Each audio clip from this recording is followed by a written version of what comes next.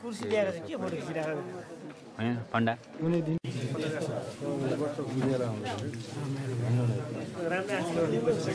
अरे नलाल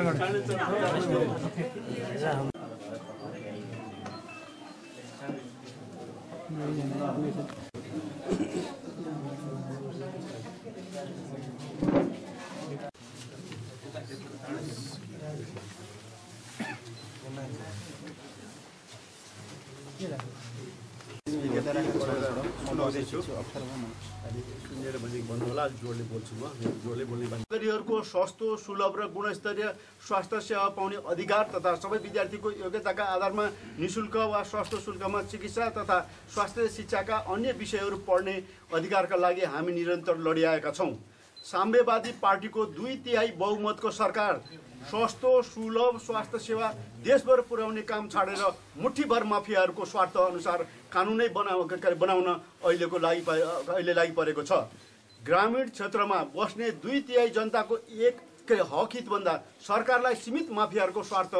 ठुलो लागेको छ। स्मरण कालोधनलाई सेतो बनाउन र अरू अरबौं रुपियाँ कमाउन सम्भव बनाउला, तर अबको 10औं वर्षपछि पनि दूरदराजमा नागरिकहरू सिटामोल्ल जीवन जल नपाएर छटपटाउने अवस्था कायमै रहनेछ।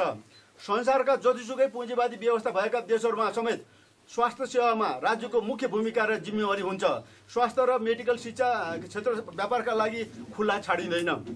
नेपालमा काठमाडौँ र सीमित ठुला सहरमा मात्रै स्वास्थ्य सेवा केन्द्रीकृत हुँदा अहिले देशको 3/4 जनसङ्ख्या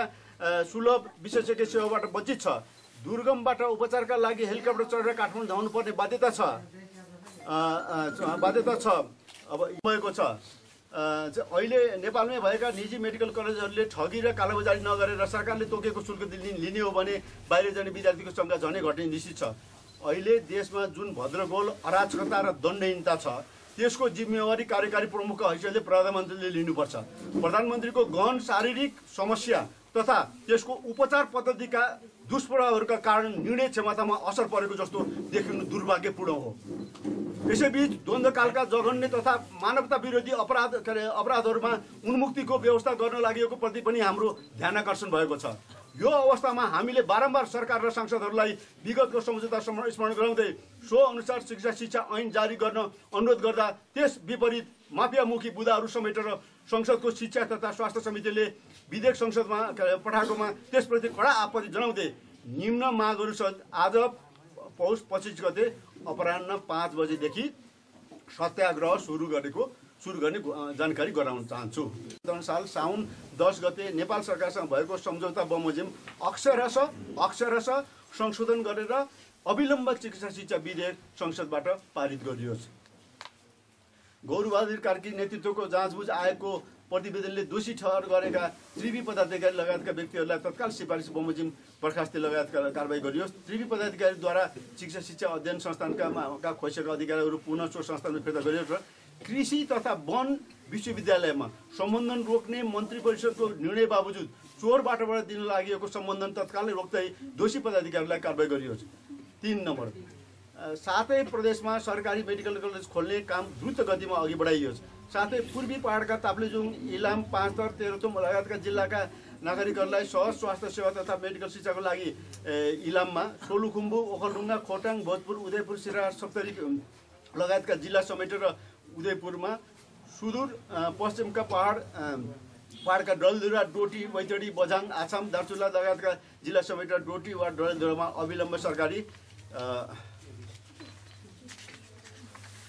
मेडिकल कलेज तथा अस्पताल खोलियोस्। कर्णाली स्वास्थ्य विज्ञान प्रतिष्ठानमा अविलम्ब एमबीबीएस भर्ना सुरु गर्ने व्यवस्था गरियोस्। निर्मला पन्तको बलात्कार र हत्यामा संलग्न व्यक्तिहरूलाई तत्काल पक्राउ गरी मुद्दा चलाइयोस्। साथै प्रमाण लोप गर्ने, झुटा प्रमाण बनाउने, यातना दिने, न्याय माग्न चलेको आन्दोलनमा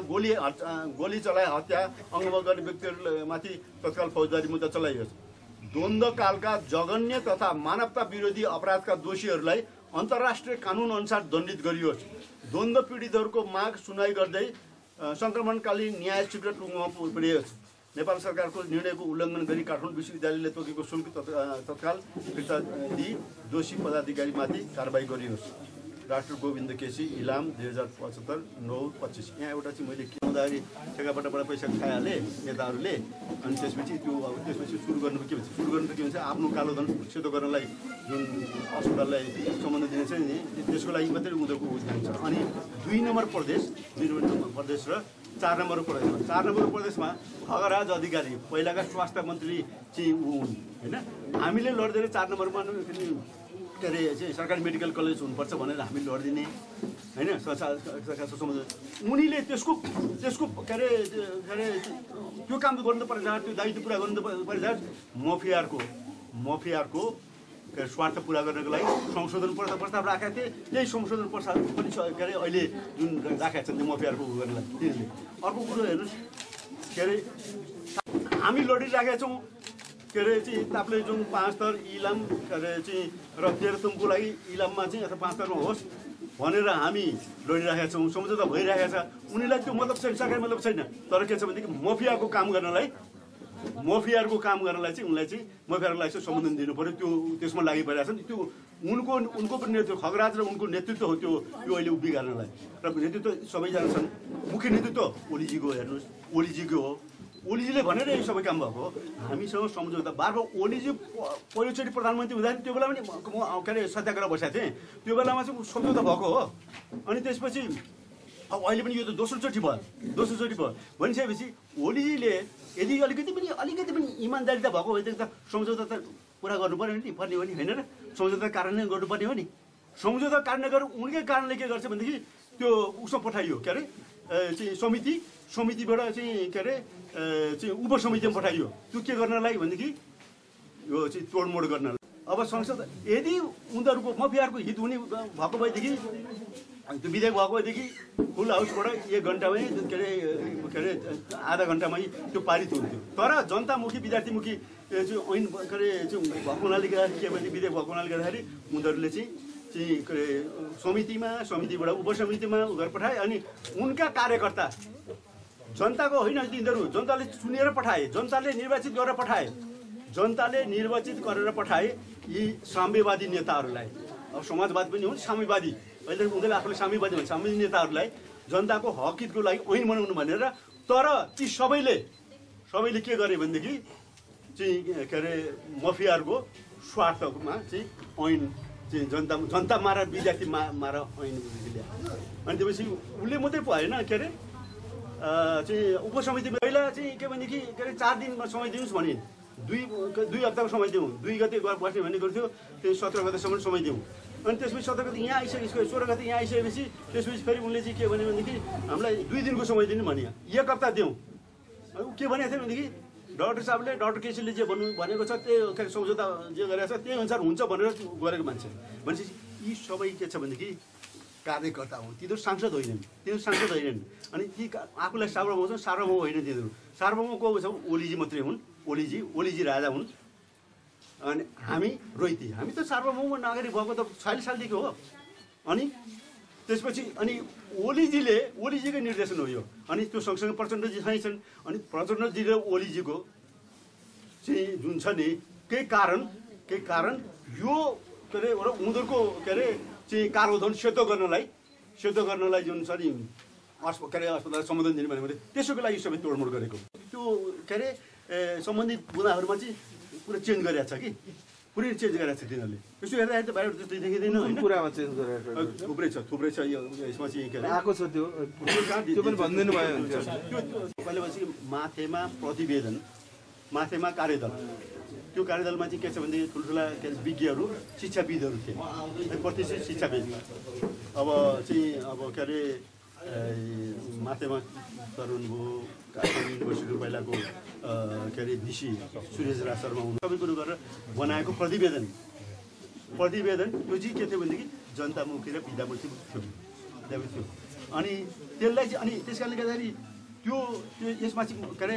प्रस्तावनामा त्यो राख्नुपर्छ योभन्दा अगाडिको चाहिँ संसदको जुन छ नि समितिका के अरे समितिका सदस्यहरूले एउटा कार्यदल बनाएका छ उनीहरूले यस्तो खालको रिपोर्ट दिएका छन् तिनीहरू